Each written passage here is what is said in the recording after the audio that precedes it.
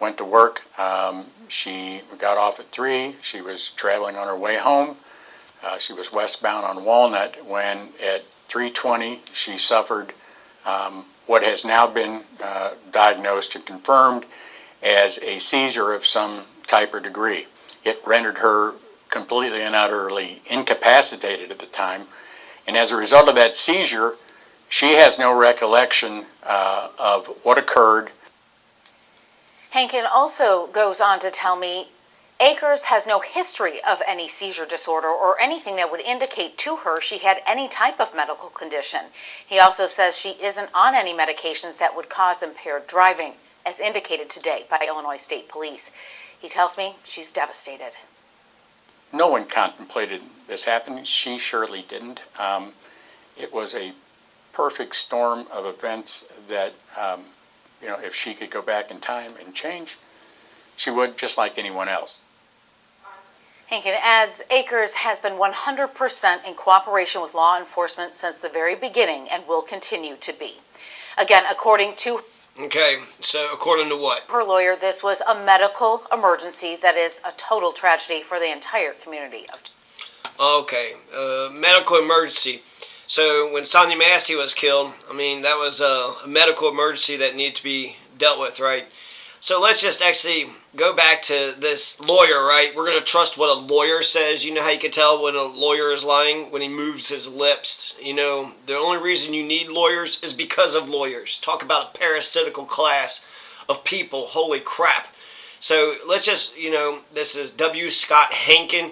And here's exactly what he said. She went to work off at 3, traveling on the way home westbound on Walnut, when at 3:20 she suffered at what has now been diagnosed and confirmed as a seizure of some type of degree. Some type of degree, a seizure. Oh yeah, how fucking convenient. How convenient. It rendered her completely and utterly incapacitated at the time, and as a result of that seizure, she has no recollection of what occurred. Why do people go into seizures? Just out of nowhere, out of the damn blue. There's no history of any seizure disorder or anything that would indicate that she had any type of medical condition. What would provoke somebody going into a seizure? There was, what was it, a Pokemon or something, where there was a whole bunch of flashes, a bunch of flashing imagery that, was causing people to go into seizures. So you're on the road. What would make you call, maybe we could ask Grok, what would make you go into a seizure? But it says a seizure of some type of degree. Some type of degree, it rendered her completely and utterly incapacitated. So a very strong degree, a very high degree, right? Confirmed as a seizure of some type of degree. Diagnosed and confirmed. By who? By who diagnosed this? Who confirmed this? And as a result of that seizure, she has no recollection of what occurred. He goes on to say Akers has no history of any seizure disorder or anything that would indicate to her that she had any type of medical condition. She's not on any medications. Marianne Akers is totally devastated.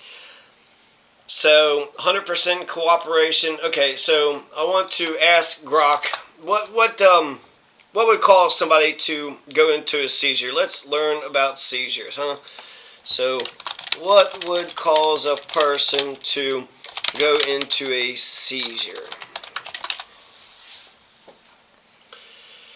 There are several things. Epilepsy, brain injury or trauma, infections, electrolyte imbalances, drug or alcohol withdrawal, medications or substances, sleep deprivation, stress or hormonal changes, flashing lights or patterns, fever, low blood sugar, other medical conditions, liver or kidney failure, cardiovascular issues affecting brain oxygen supply can also be culprits.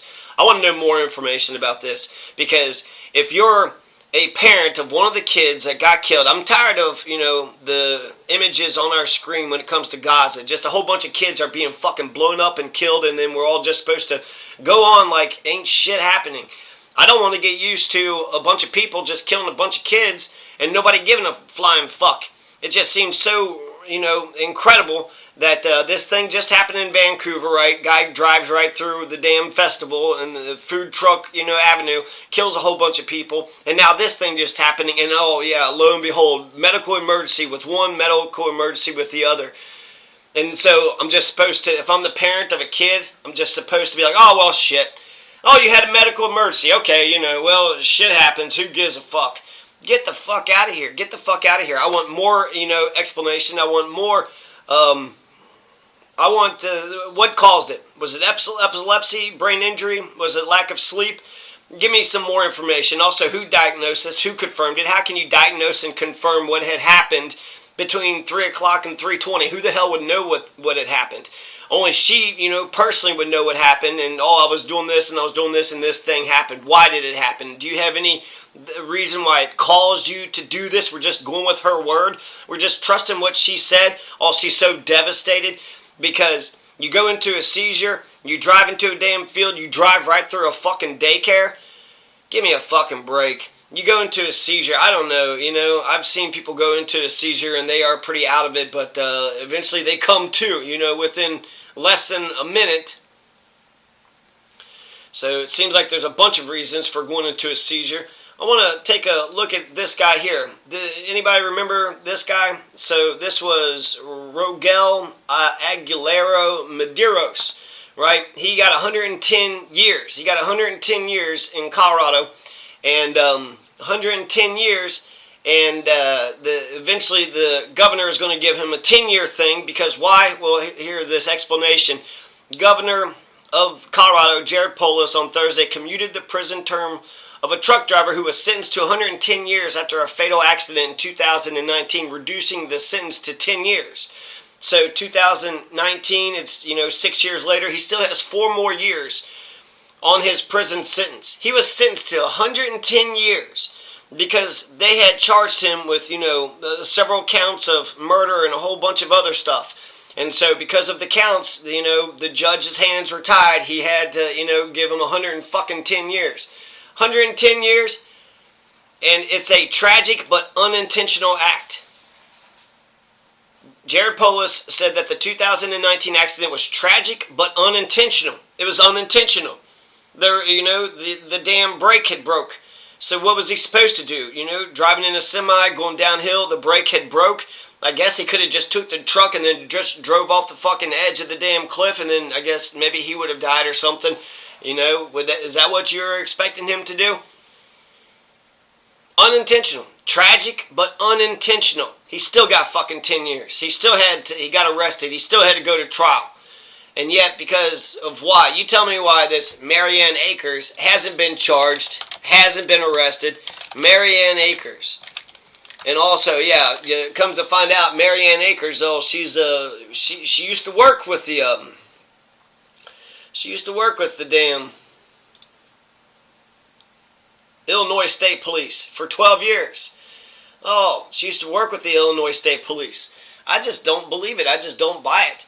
And, I'm being skeptical because, as much as you want to say, well, she's a person too, those kids were people too. You add all those years up to those kids, and they don't add up to 44. She's 44 years old. If you add all the 4 kids' years up, 7 plus 7 plus 8 plus 18, that equals 40. So they lived cumulatively a life less than what she's lived. And kids are innocent. Kids are completely innocent. So, me being an American, let's presume that our judicial system, let's presume that we're trying to establish justice here. Put this in front of a jury. Get 12 jurors, have 12 jurors look at the evidence, have, both sides have lawyers, and they present the best case possible because we got an adversarial process. And then a jury of our peers, 12 jurors, looks at the case, looks at every detail, and comes up to whatever conclusion. That would be the best way to adjudicate this. That would be the best way. If she gets acquitted, she gets acquitted, okay? That's a feather in her cap. But just to sit there, to expect the parents of the kids that got killed just be like, well, it was a medical emergency. Well, shit, okay, well, fuck, I guess my progeny, I guess my, bloodlines don't fucking matter. My, genetics, my posterity, it doesn't matter, who gives a shit? When I think about the details of the way that this thing went down, she was driving at high speed. She drives off-road, drives through a field, and then drives, over a road, into a parking lot, over a sidewalk, into the fucking building, through the building, out the other side, through another gravel driveway, and then wrecks into a fence pole. That's a hell of a thing to just happen out of the goddamn blue. That's a hell of a fucking thing to happen out of the goddamn blue. Wouldn't you say? So no, I'm not going to just believe what some lying-ass lawyer says. No fucking way.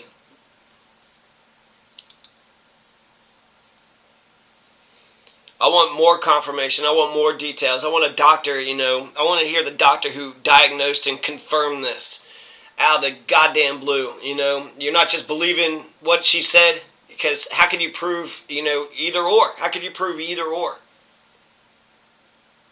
She didn't just lose her shit. There's no drama. There's nothing going on in her life just out of the blue. I don't know. I'm still skeptical.